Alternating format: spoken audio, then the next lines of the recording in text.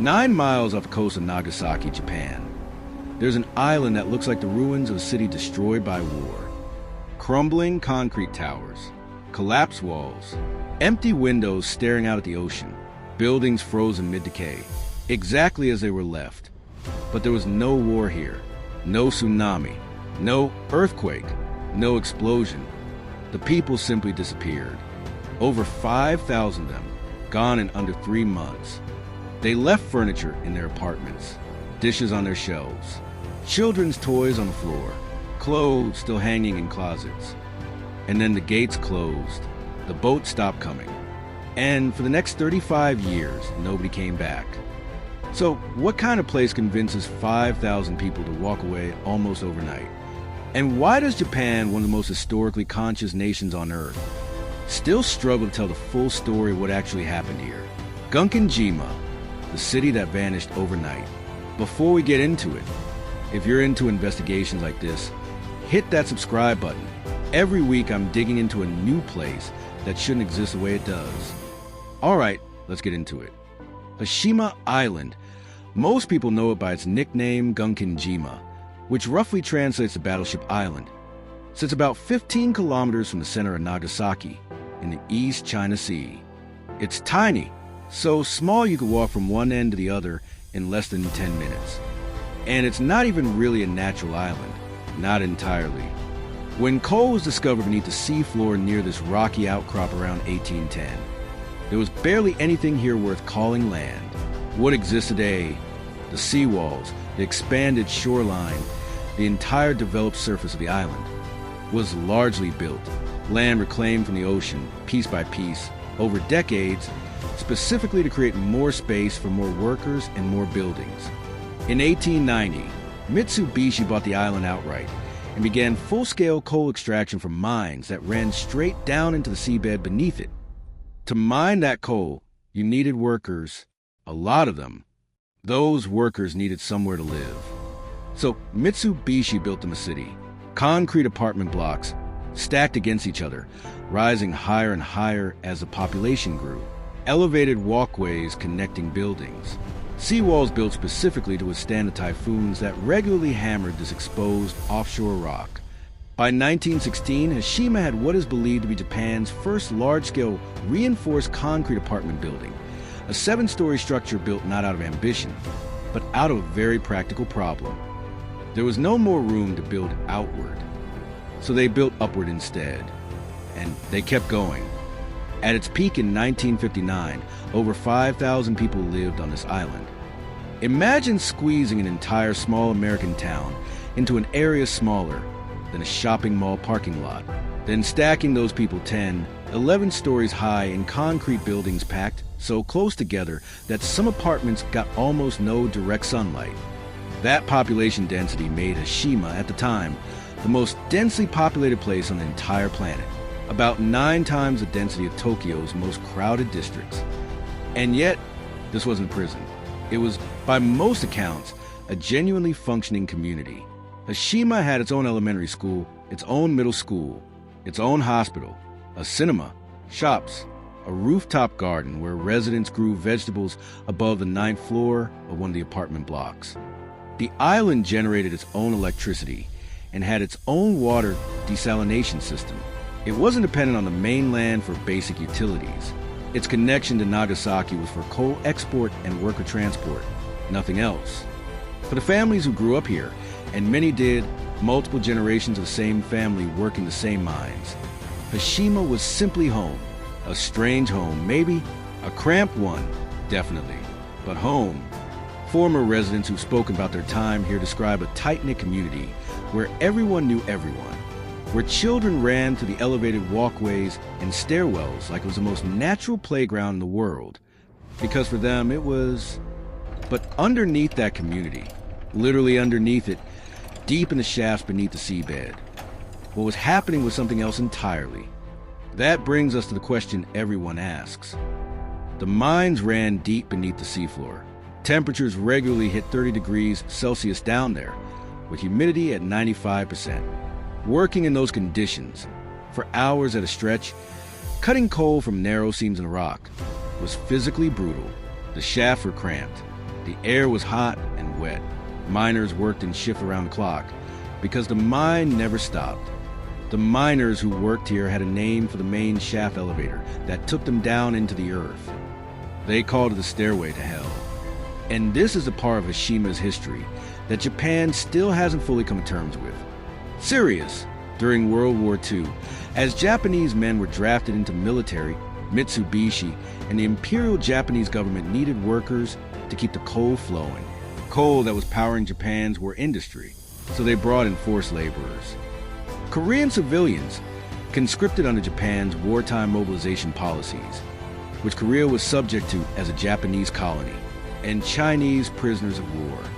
Historians believe hundreds of Korean and Chinese workers were forced to work these mines during the war years, in the same brutal underground conditions, with no ability to refuse or leave.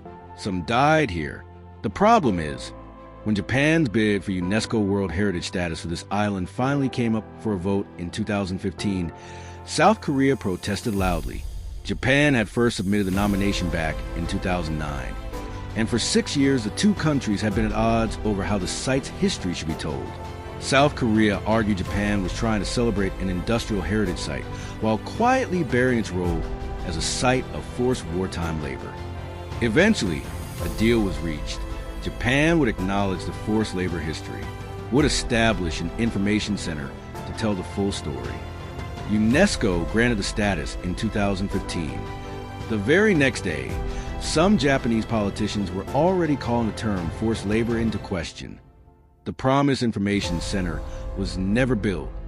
Many visitors who've taken tours to the island say the experience focuses far more on the island's industrial achievements than on its wartime forced labor history. The official story of Hashima, as told to visitors right now, is still incomplete. But that still leaves one obvious question. What actually caused 5,000 people to walk away from this island almost overnight? And most people get the answer half right. Most people assume the coal simply ran out. That's not quite the full story. Historians don't all agree on this point. Some records describe Hashima's coal reserves as nearing depletion by 1974, after more than 80 years of continuous extraction. But there's a second, less told part of the story that mattered just as much, maybe more. From the late 1950s onward, the global price of oil dropped significantly, and Japan's industrial economy pivoted fast. Imported petroleum was cheaper, more energy-dense, and easier to handle than coal being dug up at enormous cost from underwater mines kilometers deep. Even coal that was still down, there was no longer worth the cost of bringing it up. Coal mines across Japan started closing one by one throughout the 1960s. Hashima's workforce had already been quietly declining for years. On January 15, 1974, Mitsubishi formally announced the mine was closing. Imagine locking your front door, stepping onto a boat, and never coming home again. That's what happened here, except multiply it by 5,000 people. By April 20th, 1974, less than 3 months after the announcement, the last permanent residents of Hashima had boarded boats to Nagasaki and gone. They left furniture in their apartments, dishes on shelves, toys on floors, clothes in closets, personal photographs, everything, because they were moving to the mainland, and there wasn't much point hauling everything across 9 miles of open ocean for a life starting over from scratch anyway. A functioning city with schools, a hospital, a cinema, thousands of residents, cleared out in less time than it takes most people to find a new apartment. Then the gates closed, and the ocean got to work. Most people don't think about this. A modern city only stays standing because thousands of people are maintaining it constantly. Patching walls, fixing pipes, clearing drains, replacing broken windows. Stop doing that, and a city doesn't slowly age, it comes apart.